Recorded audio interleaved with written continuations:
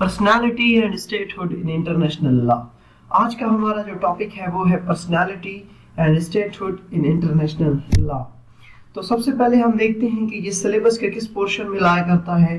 तो ये है बेसिकली जो हमारा state in general and recognition है, उसके अंडर ये आता है personality and statehood in international law. तो आज हम इसको देखेंगे। हमने स्टेटहुड इन इंटरनेशनल लॉ एक अलग जो है लेक्चर में ये डील किया हुआ है, हमने इंडिविजुअल भी उसी में डील किया हुआ है। तो यहाँ हम सिर्फ और सिर्फ ये देखेंगे कि personality in international law.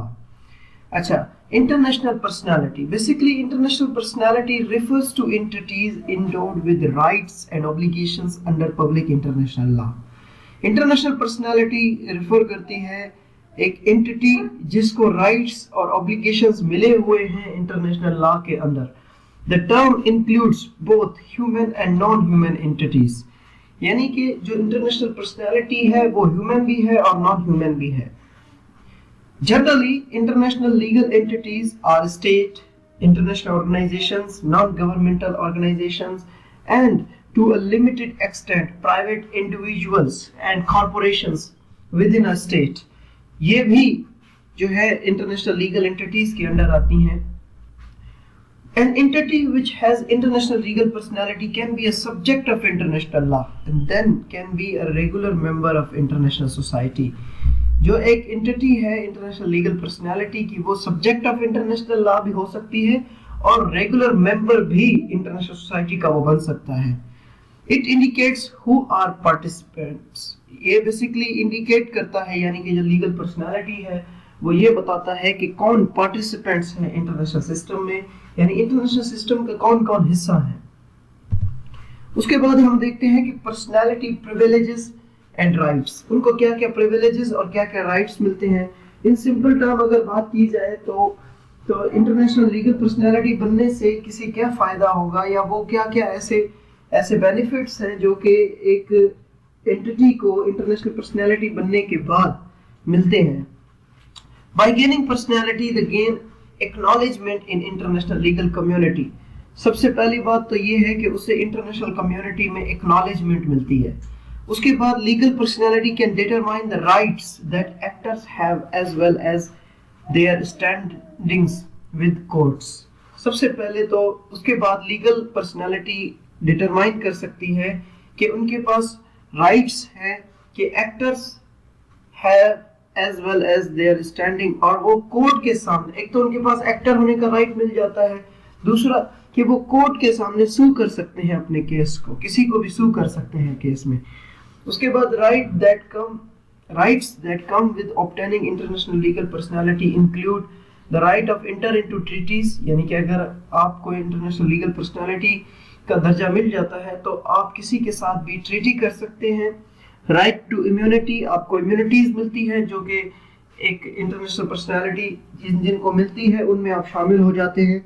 Right to send and receive legations and the right to bring international claims to obtain reparation for damage, यानी कि आपका अगर कोई डैमेज हुआ है तो आप उसे इंटरनेशनली क्लेम कर सकते हैं, जिस तरह रिकॉर्डिंग केस पाकिस्तान में ये हुआ है। उसके बाद those who have international legal personality can sue and be sued, यानी वो सू भी कर सकते हैं और सू किए भी जा सकते हैं। वो इंटर, और उसके अलावा वो इंटर हो सकते हैं कॉन्ट्रैक्ट्स में, कैन इनकर डेब्ट एंड पे वेरियस टैक्सेस। उसके अलावा वो वेरियस टैक्सेस भी पे कर सकते हैं, और इंटरनेशनल लीगल पर्सनालिटी बनने के बाद उनको काफी जो है टैक्स एग्जेम्पशन भी उनके लिए काफी जगहों पे इजी हो जाता है। उसके बाद एनजीओज विद पर्सनालिटी, यानी कि जो एनजीओज होती हैं वो बेसिकली जो है इंटरनेशनल पर्सनालिटी जब बनती हैं are able to participate directly with international bodies and organisations created by legislation and treaties. They are given the ability to fund a cause rather than ask for funding for a cause. वो इस काबिल हो जाते हैं कि वो fund दे सके, to fund a cause, किसी के लिए फंड दे सके, rather than ask for funding for a cause, वजह इसके कि वो कहते फिरें उनको खुद ही फंड मिलना शुरू हो जाते हैं। They are even given certain legal rights and protections जब उनको कोई लीगल पर्सनालिटी का स्टेटस मिल जाता है तो उनको सर्टेन लीगल राइट्स और उसके अलावा उसको सर्टेन प्रोटेक्शंस भी दिए जाते हैं। NGOs that are parties of a treaty can file for wrongdoings। जो पार्टीज बन जाती हैं इंटरनेशनल सिस्टम की, वो फाइल कर सकती हैं फॉर रॉन्ग डूइंग्स के लिए। उसके बाद NGOs with personality can eventually gain representative status on international council and assemblies। उनको जो है रिप्रेजेंटेटिव स्टेटस हासिल करते हैं इंटरनेशनल काउंसिल्स में और असेंबलीज में। Some NGOs such as Red Cross and Red Crescent societies have been given rights that government usually give to IOs। ठीक है, intergovernmental organizations। उसके बाद NGOs are not held back by things such as political parties and re-election। They are simply allowed to lobbying।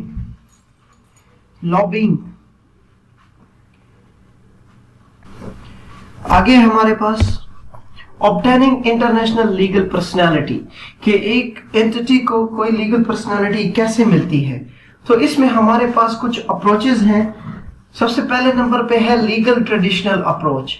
ये basically कहती है the legal traditional approach is one such method. एक उसी तरह का एक मेथड है जो कि बताता है कि कोई लीगल पर्सनालिटी कैसे बनती है।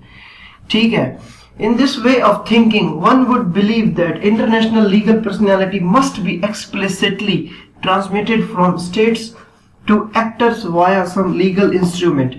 यानी कि कोई भी एंटिटी तब एक लीगल पर्सनालिटी बनती है जब उसको कोई इंस्ट्रूमेंट पास किया जाता है किसी स्टेट की तरफ से। यानी कि अगर कोई स्टेट किसी को ये राइट दिलाना चाहे कि वो इंटरनेशनल लीगल पर्सनालिटी बने, तभी जो है उसे एक लीगल पर्सनालिटी का स्टेटस मिलता है। वो तभी एक पर्सनालिटी का जो है स्टेटस ऑब्टेन कर सकता है। In this approach, states are viewed as ultimate international actor and the only source for personality। State he source of personality है और स्टेट ही ओनली इंटरनेशनल एक्टर है। उसके अलावा है फैक्चुअल रियलिस्ट अप्रोच। ये उस अप्रोच के अपोजिट है, ट्रेडिशनल अप्रोच के अपोजिट है। इसमें जो है integration thinking outlines goal. This method integration thinking outlines goal as the source of international legal personality rather than state। यानी कि इंटीग्रेशन थिंकिंग आउटलाइंस ग्लोबल। ये जो है बेसिकली इंटीग्रेशन के जरिए कोई भी जो एंटिटी है वो एक लीगल पर्सनालिटी बन सकती है। Factual realist would assume that states will eventually cease to be the source of personality for NGOs as globalization and transculturation occurs।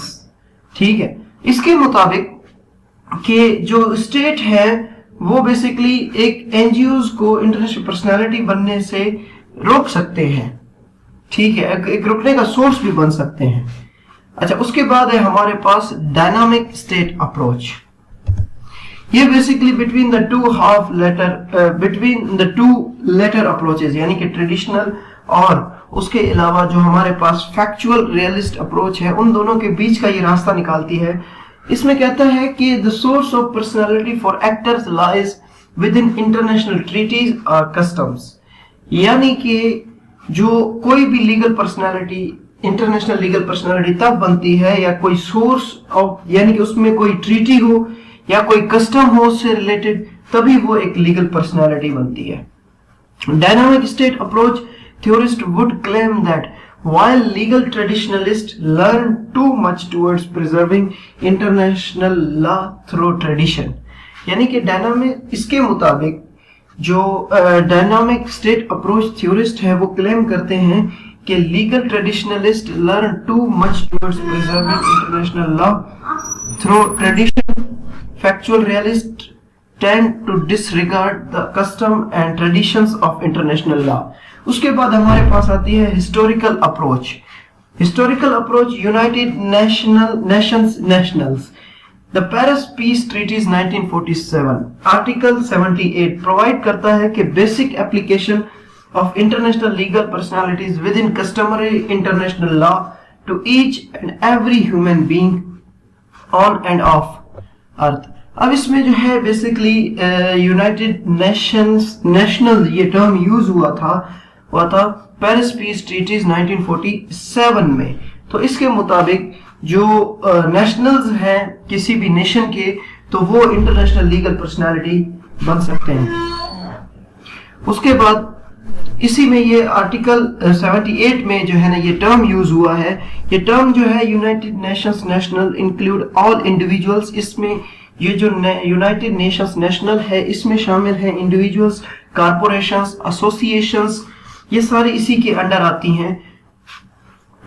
हैं। ओके, उसके बाद है type of personalities in international law. दो type की personality होती हैं। Original personality which belongs to states is perfecto once they satisfy the criteria of statehood, यानी कि अगर कोई पर्सनालिटी स्टेटहुड का क्राइटेरिया फुलफिल करती है, जिस तरह ओपनहाइम के मुताबिक 4 डिमांड्स हैं, उसी तरह मॉन्टेविडियो कन्वेंशन 1933 की जो डिमांड्स हैं अगर वो फुलफिल करती है कोई भी स्टेट या कोई भी एंटिटी, तो उसे जो है ओरिजिनल पर्सनालिटी का स्टेटस मिलता है, वो ओरिजिनल पर्सनालिटी है। उसके बाद है derived personality which flows from the recognition by states that other entities may have some competence in the field of international law। Derived personality वो पर्सनालिटी होती है जिसे स्टेट अपने डिस्क्रिशन पे रिकॉग्नाइज करते हैं अगर हालांकि अगर उनमें वो मतलब क्वालिटीज ऐसी ना भी हो, तब भी जो है अगर कोई स्टेट उसे रिकॉग्नाइज कर लेती है, जिस तरह 1996 में जिस तरह पाकिस्तान ने तालिबान गवर्नमेंट को रिकॉग्नाइज किया था, तो उस तरह जो है वो अगर कोई पर्सनालिटी बनती है इंटरनेशनल लेवल पे, तो उसको डेराइव्ड पर्सनालिटी कहते हैं। So thank you, I hope आपको कुछ सीखने को मिला हो। Thank you.